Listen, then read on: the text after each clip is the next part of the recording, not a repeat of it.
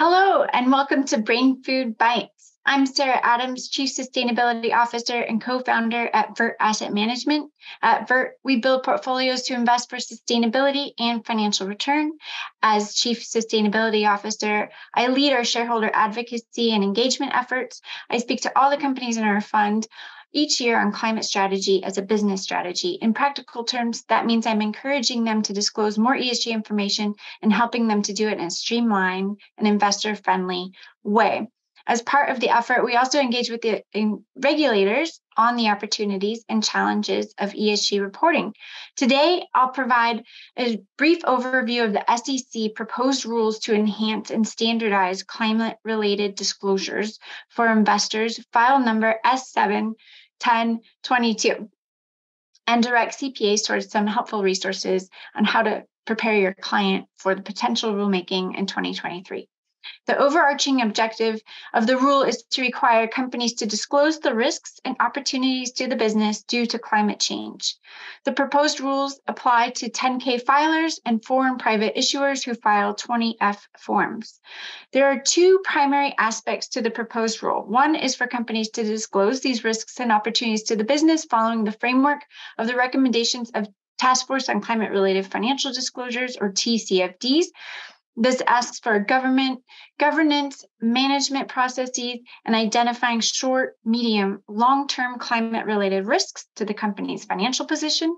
Secondly, the proposed rule is asking companies to disclose their greenhouse gas emissions. Scope 1, this is your own property emissions. Scope 2, purchased energy. And Scope 3, which are often the company's largest source of emissions and come from a variety of sources in the supply chain. So what is the impact of this, and what does this mean for CPAs?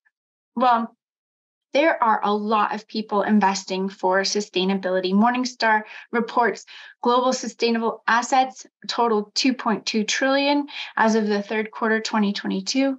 The CDP, former Carbon Disclosure Project, has more than 13,000 companies around the world reporting on climate issues, including emissions, on a voluntary basis. This means that companies want to report this information and that investors are acting on this information. Over the last 20 years, there have been several initiatives that have helped companies report out this historically non-financial information.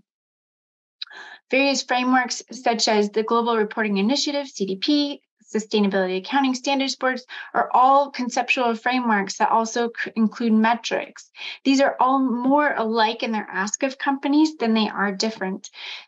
This TCFD that the SEC's proposed rule is based off of actually originated with the G20 finance ministers and central bank governors.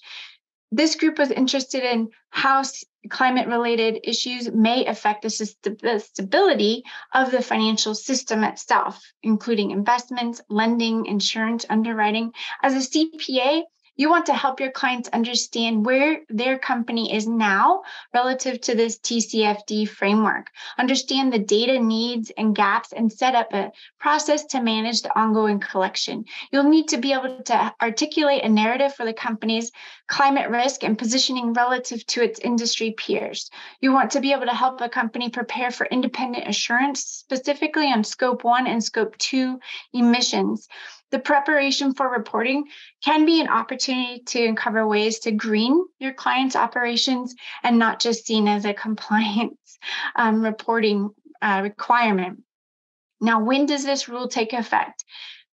It is not yet finalized. It is still in the review phase. The SEC received thousands of comment letters, and we're anticipating news in early 2023. Thank you so much for listening. Please explore additional resources in the video description.